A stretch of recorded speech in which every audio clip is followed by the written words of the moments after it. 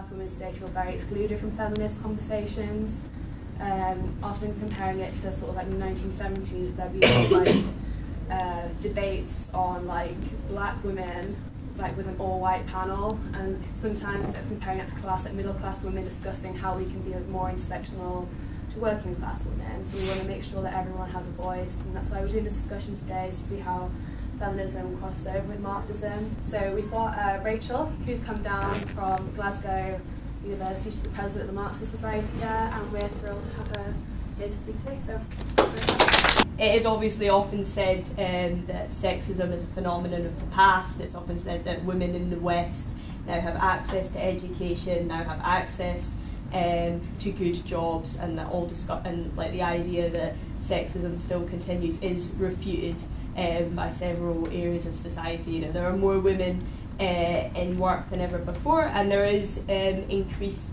sexual liberation. But I think it's also clear, I think that's the reason why there's so many people here today, that it's certainly not the case that sexism and misogyny have been brought to an end. The pay gap between women and men remains at around 20%, although it does depend on what country you're talking about. Some will be higher, some will be slightly less.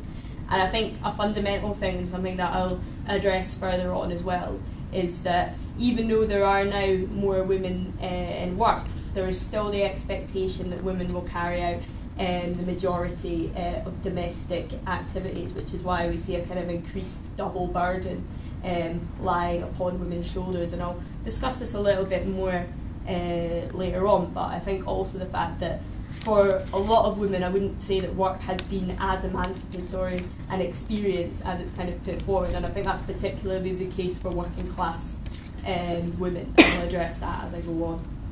I mean, obviously the past century has seen many strides for women, as more women in higher education pursued careers, and the right to abortion and the right to divorce have been key gains. But we should also recognise that women remain an exploited group, and I would argue that the form of the exploitation that women are experiencing is come out of class society, and as class society has changed and become more complex, so too has that exploitation maybe become slightly less obvious than it would have been 100 years ago, and taking place in, maybe obvious is the wrong word, I'd say taking place in different kind of ways, and I'm going to try and address that. So if we first of all consider the issue of women at work, which was probably one of the key things that the first wave feminists discussed. From about, all these statistics relate to Britain, by the way, I'll say that now just so that that's not confusion. From 1881 to about 1951, the percentage of women in work hovered around about 25%. By 1965, 54% of women were classed as economically active. I'm not entirely sure what that encompasses, but I would imagine that would mean either working or like owning a business or something like that.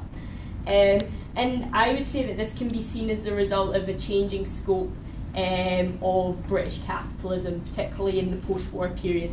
There was an opening up of new industry and expansion as a result of the post-war boom.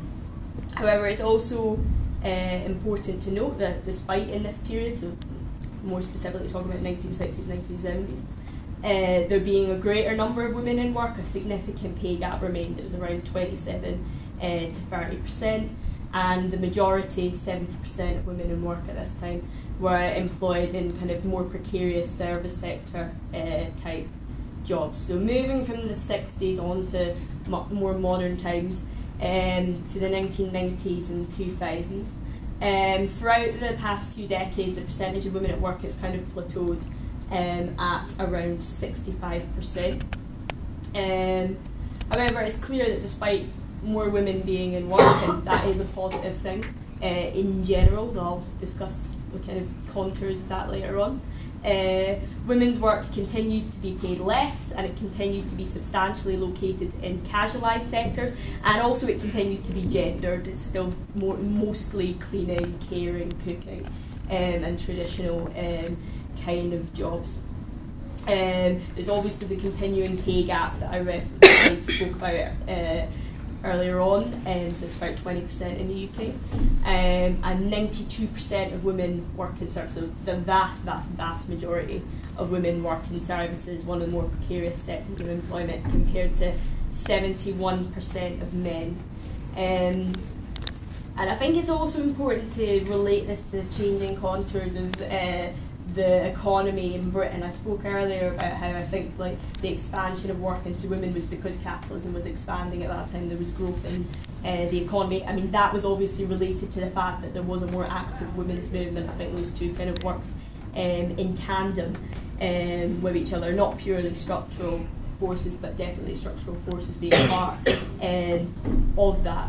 But in terms of like when we look at the economy now and the kind of patterns of working, I think it does relate a lot to the fact of deindustrialisation that's taken place in Britain. So the closure, I mean, obviously the North East has been a key kind of place where deindustrialisation has taken place. There's been a loss of industries across Britain, so like well-paid working class male jobs predominantly have been lost. So things like mining, where I'm, well, not from, but where I live, shipbuilding in Glasgow was a key thing. Steel, all the kind of heavy industry jobs have been lost to them for the most part, and we've seen a kind of influx of service sector work to replace that.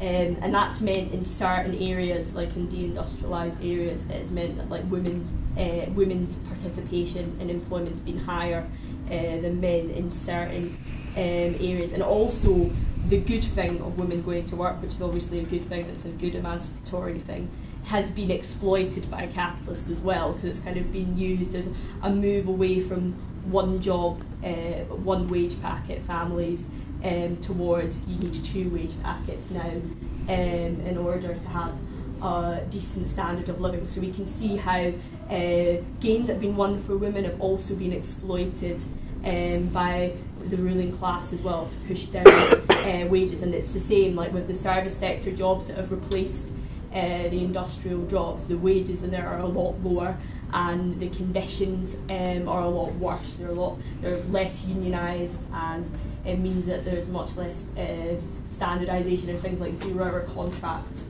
have come in as well. So I would underline here, this is kind of what I'm trying to say, and my main point is that despite the fact that a lot of women have gone into work, and we obviously support that, it's also not necessarily been an emancipating experience. I think a lot of women have had an experience of work where they've kind of been forced into casual sectors, not making the most of their talents and abilities, and instead kind of having to slave away at minimum wage service jobs, and also continuing to be paid less than their male counterparts. I'd argue that it's a good thing that more women go to work, but it needs to be changed and it needs to be extended, and I think that goes hand in hand with the class struggle.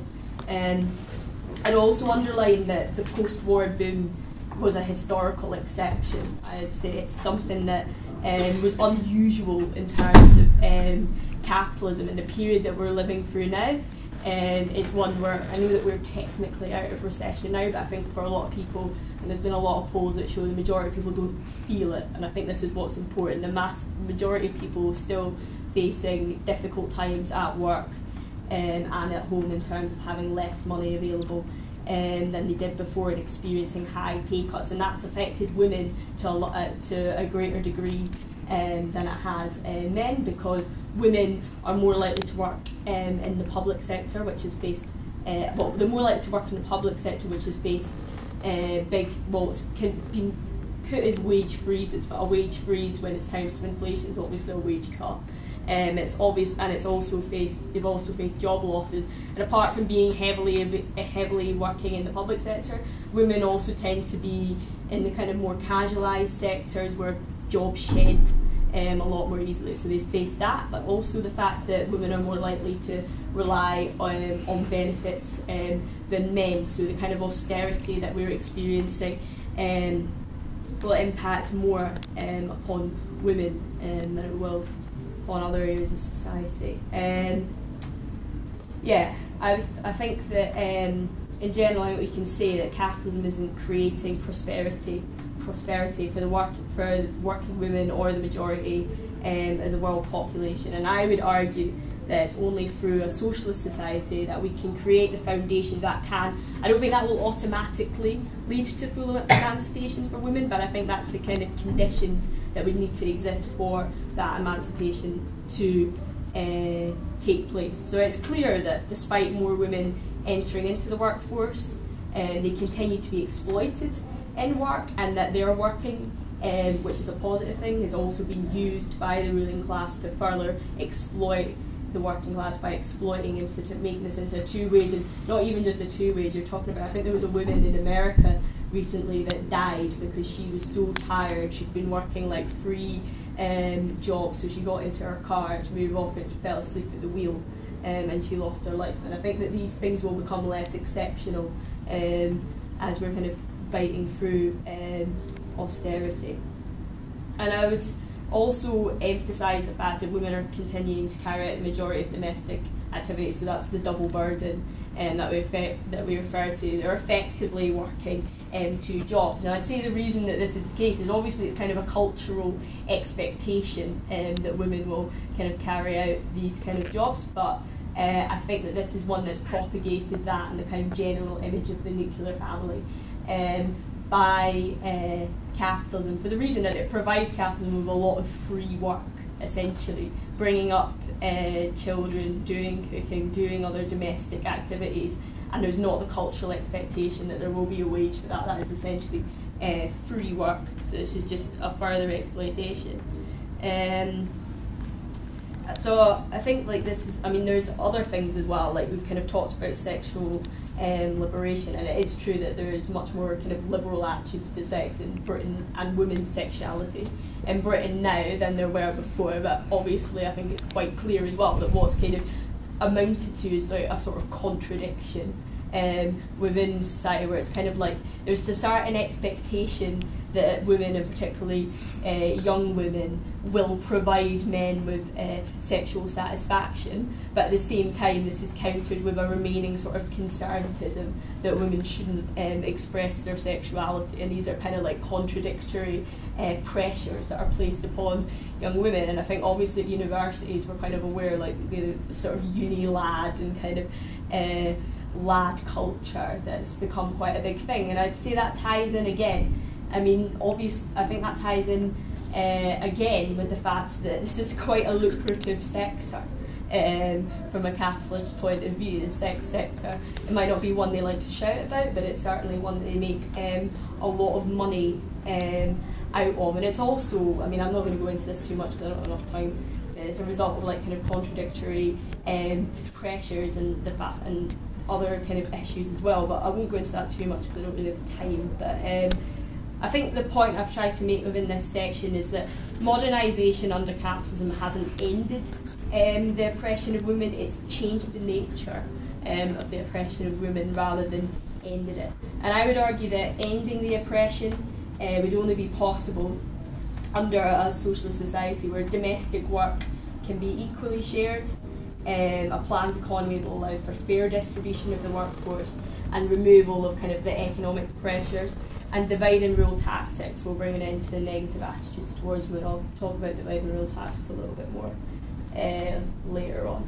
I think like kind of turning more now like to kind of classical sort of Marxist things we talk about in terms of women's oppression. I want to talk about like where I see women's oppression from having arisen from, and I think it's very important. I mean, women's oppression is obviously one of many forms of oppression that exist and intersect with each other under capitalism, class, race, sexuality, and obviously class oppression itself, although something I kind of want to underline and that I'll come back to is I would argue there's a difference between class oppression, which exists kind of in this, which obviously does exist in terms of like, you know, people will criticise working class people for like, oh, you can't talk properly, or oh, you don't wear the right clothes and all these kind of things, and class exploitation, which I'd argue is the systematic underpinning of capitalism, which is that there's a certain very small section of society, the ruling class, that own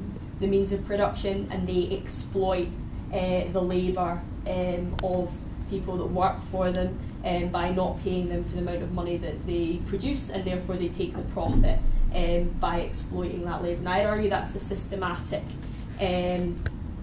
exploitation that underpins the oppressions that exist in society, and is where they arise from, is what I would argue. And I think, like, with an understanding, and I'll kind of move into that, of this kind of with that understanding of where the oppression flows from and how it's kind of manipulated within a class society, gives us an understanding of how we can kind of link up class struggle and women's struggle. Although I would emphasise, because I think this is something that's maybe said about Marxists quite a lot, that you all just talk about, oh, let's just wait for socialism, and until then, you know, it's cool, we'll just sit back, which is not correct at all. I think that it also involves pinning the two struggles together. It means fighting for every reform, and it means raising the question of women's rights every opportunity. And in general, I think that's the attitude that Marxists should have, that we support all reforms that are going to benefit working people, and especially working women. But I would also argue that the basis of women's oppression points to its place in the class struggle for socialism.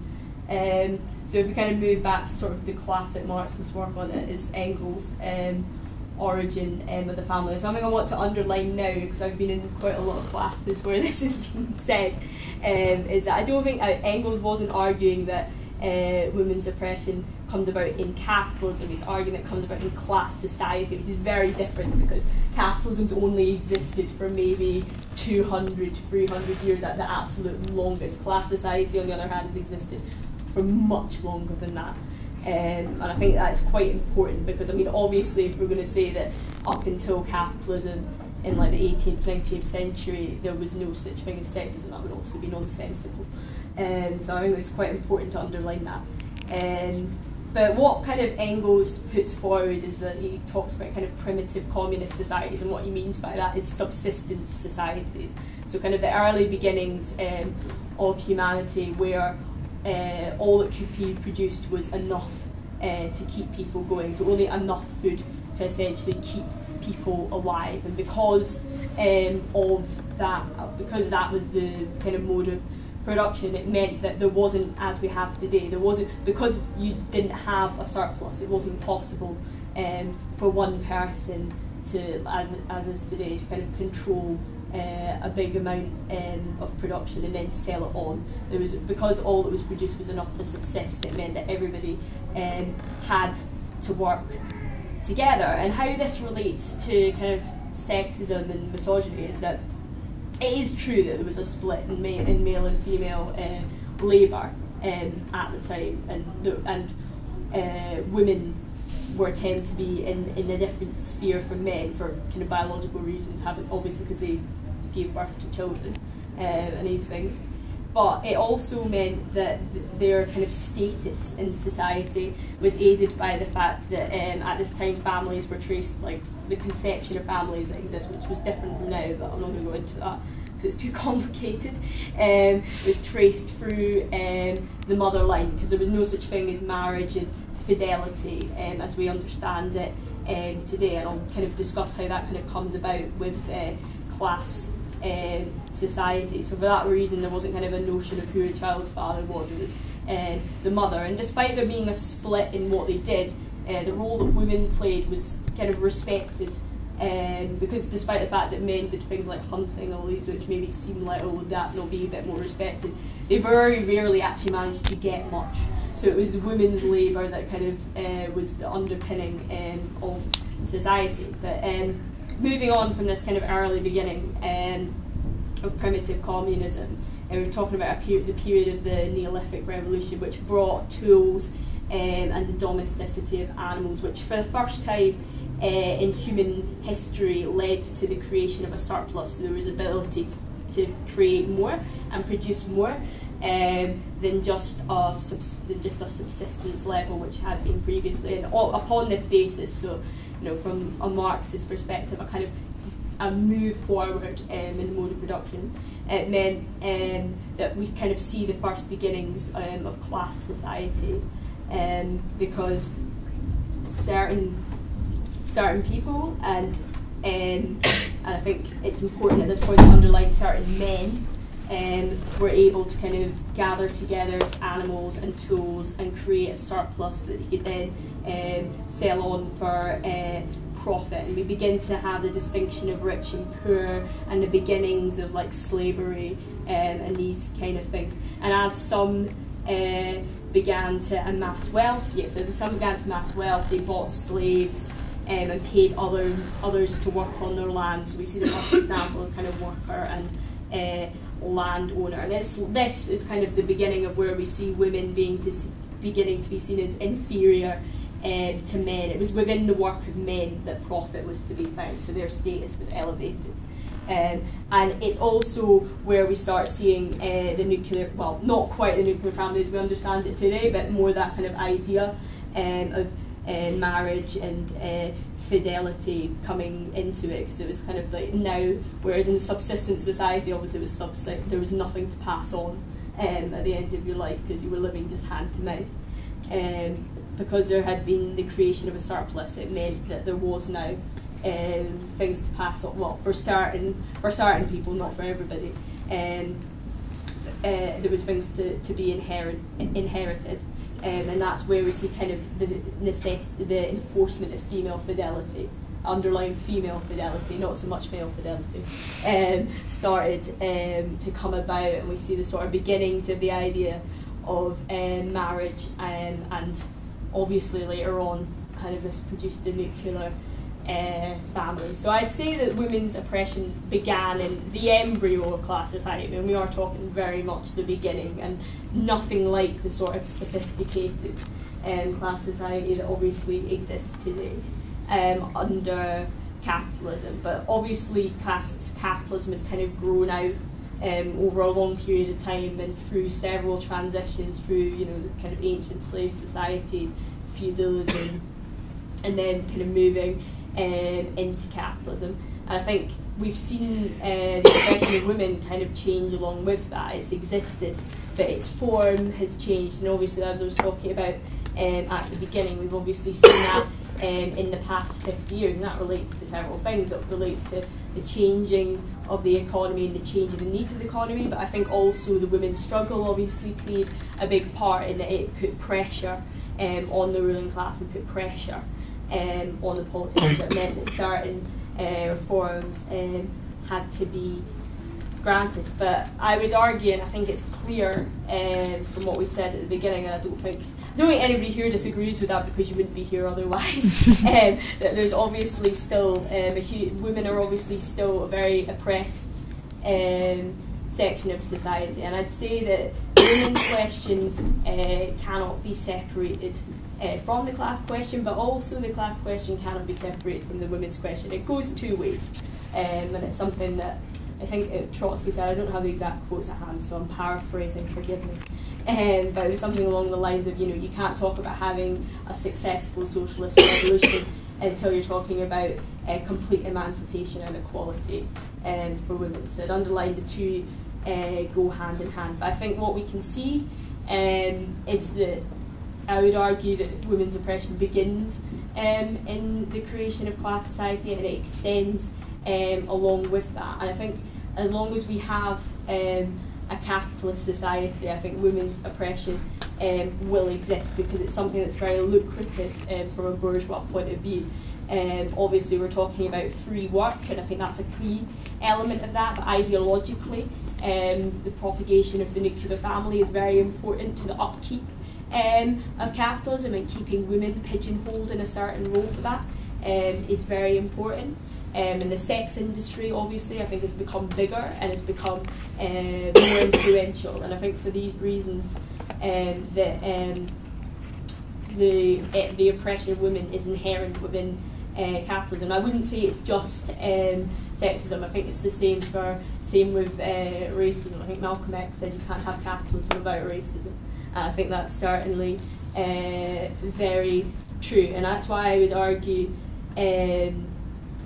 that we need to be talking about a united struggle, and I think it's important, and I think the only way this can be successful is if we're talking about all people within the working class, within the proletariat, uniting together in a unified struggle to get rid of the class exploitation that underlines these oppressions, but also within that to get rid of the oppressions that exist within capitalist society.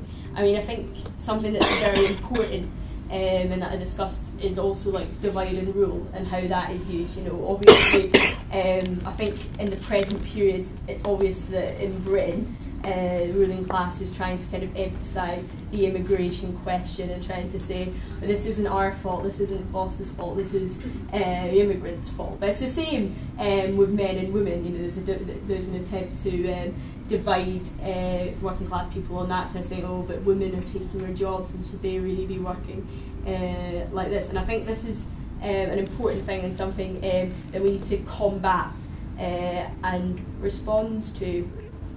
And I think just to kind of discuss, because I mean I think this is all, you know, quite maybe theoretical in nature, and maybe in terms of like discussing like, well, okay, you're talking about like we need to overthrow capitalism and have a socialist society, but what does that actually mean, and what does that mean in relation to women? Well, I would say that with socialism there will come an end of all the kind of forms of oppression used by the capitalist society, and that includes that faced by women. I mean, I'm not arguing it would be an automatic thing, that there would be a revolution and then all prejudice that exists will just completely die away. But what I would argue is there wouldn't be the material basis for the prejudice that exists in society today. There wouldn't be the need for it. So a socialist society wouldn't have a need for the nuclear family, which is often at the forefront of the exploitation of women. Having these kind of monogamous setups and having a family would be a choice rather than a kind of almost it's almost made compulsory within capitalist society. The necessity to pass on, well, you wouldn't have private property, so there wouldn't be a necessity to pass on private property. And yeah, so instead of like relying upon strict gender roles, which I think is something that capitalism does rely upon to keep this society going, because let's not forget as well, this is obviously a reason that they can kind of get away with paying women less, because women's labour is seen to not be as good as men, and in general women aren't seen to be quite up to the male standard. And obviously, as I said, relationships and families that do not conform to monogamous ideals will be accepted socially as well as those that do. And how would this be achieved? I think it would be achieved through there be a guarantee of work for all, and that would mean that work could be divided equally, which would also mean there's more opportunities for discussion for everybody to take place in discussions within society. I mean, we're talking about how a lot of working class women feel excluded from discussions on feminism. I'd say I'd extend that to discussions on politics, probably to a large extent, because you don't often get to come to the arenas where it is discussed. You know, places like the university and things like that obviously aren't as open to working class people. So you could divide up work equally, so that would mean that everybody would be able to partake in discussions and put forward their ideas and develop their own ideas as well. So it'd be a fair redistribution of working hours in order to extend into how they choose, so including, if they want to care for the family. But there would also be, and I try to put this forward in a certain way, because I've heard of people before being accused of saying they want to nationalise the children.